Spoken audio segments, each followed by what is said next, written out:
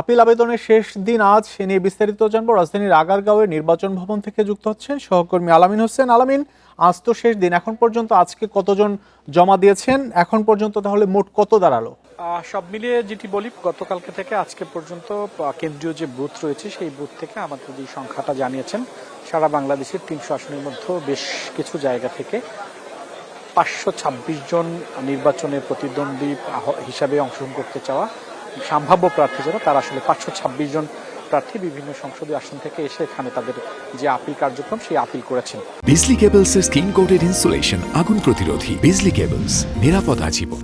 তারা যেটি বলেছেন যে আমরা কথা বলেছি প্রার্থীদের সঙ্গে, তারা কেউ কেউ বলেছেন এদের বেশিরভাগই স্বতন্ত্র প্রার্থী, এবং স্বতন্ত্র প্রার্থীর ক্ষেত্রে আরপিও যেটি বিধান রয়েছে, অর্থাৎ কেউ যদি জাতীয় সংসদে স্বতন্ত্র ভাবে নির্বাচন করতে চায় সেক্ষেত্রে মোট ভোটারের 1% ভোটারের স্বাক্ষরযুক্ত একটি তালিকা জমা দিতে হবে রিটার্নিং কর্মকর্তার কার্যালয়ে, এবং সেই যে স্বাক্ষর কার্যক্রম সেই স্বাক্ষর কার্যক্রম আবার দৈব চয়নের ভিত্তিতে উপজেলা নির্বাহী কর্মকর্তা থেকে শুরু করে নির্বাচন যারা পরিচালনা করে থাকেন তারা মূলত স্বাক্ষর করেছেন কিনা এরকম জিজ্ঞাসাবাদ করেন। তো সেই স্বাক্ষর গরমিলের কারণেই মূলত অনেকের মনোনয়নপত্র রিটার্নিং কর্মকর্তার কার্যালয় থেকে বাতিল হয়েছে, এবং তারই ধারাবাহিকতায় তারা এখানে এসে তাদের আপিল কার্যক্রম সেই কার্যক্রম তারা এখানে চালাচ্ছেন। বেশ কয়েকজনের সঙ্গে কথা হয়েছিল, তাদের প্রার্থীরা তারা যেটি বলছেন যে বিভিন্ন ছোট ছোট যে দলগুলো রয়েছে তাদের মনোনয়নের ক্ষেত্রে সভাপতি সাধারণ সম্পাদকের স্বাক্ষরযুক্ত একটি কাগজ পত্র জমা দিতে হয় মনোনয়ন সংশ্লিষ্ট রিটার্নিং কর্মকর্তা। সেই ক্ষেত্রে ছোট দলগুলোর প্রার্থীরা যেটি বলছেন যে তাদের নির্বাচন কমিশনের সার্ভারে আগের যে সভাপতি সেক্রেটারি তাদের নাম রয়েছে, নতুন নির্বাচিত কমিটির সভাপতি সাধারণ সম্পাদকের নাম সংযুক্ত না করার কারণে রিটার্নিং কর্মকর্তার কার্যালয় থেকে অনেকের মনোনয়ন বাতিল হয়েছে, এরকম একটি অভিযোগও প্রার্থীরা আসলে করেছেন।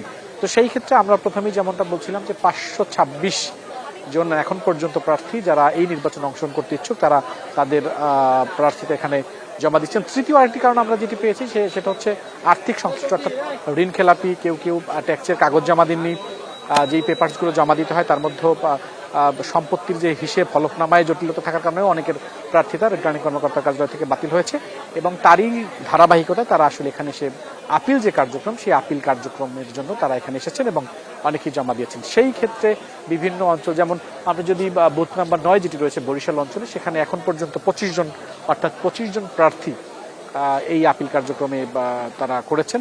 তবে আজকে দিন পর্যন্ত এখন পর্যন্ত সেই জায়গাটিতে অর্থাৎ বরিশাল অঞ্চলে যে সংসদীয় আসনগুলো রয়েছে সেখানে এখন পর্যন্ত কেউ করেননি।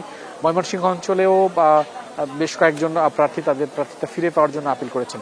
তো সব দিক মিলে এখন যেটি বলা যেতে পারে যে আজকে বিকেল 5টা পর্যন্ত এই আপিল গ্রহণ কার্যক্রম চলবে, আগামীকালকে শুনানি হবে। সেই শুনানির ক্ষেত্রে কেউ কেউ কারো কংগ্রেস কথা হয়েছে যে শুনানিতেও যদি তিনি প্রার্থীতা না টেকে তাহলে তারা যেটি করতে পারেন সেই ক্ষেত্রে তারা হয়তো হাইকোর্টে যাবেন তার প্রার্থীতা ঠিকই পাওয়ার জন্য। আমরা সাতক্ষীরা 4 আসনের একজন প্রার্থী, তিনি যেটি বলছিলেন যে তিনি এই নির্বাচনে গণ অধিকার পরিষদ থেকে অংশগ্রহণ করেছেন, সেই ক্ষেত্রে তিনি তার মনোনয়ন স্থানীয়ভাবে রিটার্নিং কর্মকর্তার কার্যালয় থেকে বাতিল হয়েছে এবং পরবর্তীতে এখানে এসেছেন, তার ঋণ সংশ্লিষ্ট যে বিষয়গুলো রয়েছে সেই কাগজপত্র তিনি এখানে জমা দিয়েছেন। শুধু যে নিজের প্রার্থীতার জন্যই আসলে কেউ কেউ জমা দিয়েছেন বিষয়টা আসলে এরকম না। আমরা বেশ কয়েকজনকে সঠিক পেয়েছি যারা অন্য প্রতিদ্বন্দ্বী প্রার্থীর বিপক্ষেও আসলে এখানে তার মনোনয়ন কেন বৈধ ঘোষণা করা হলো তার এই ডিসপিউট রয়েছে, সেরকম কাগজ আসলে এখানে বেশ কয়েকজন প্রার্থী অন্য প্রার্থীর বিপক্ষে জমা দিয়েছেন। শরীফ, মনোনয়ন বাতিলের বিরুদ্ধে আপিলের সময় শেষ হচ্ছে আজ, সেই খবর জানাচ্ছিলেন সহকর্মী আলামিন হোসেন।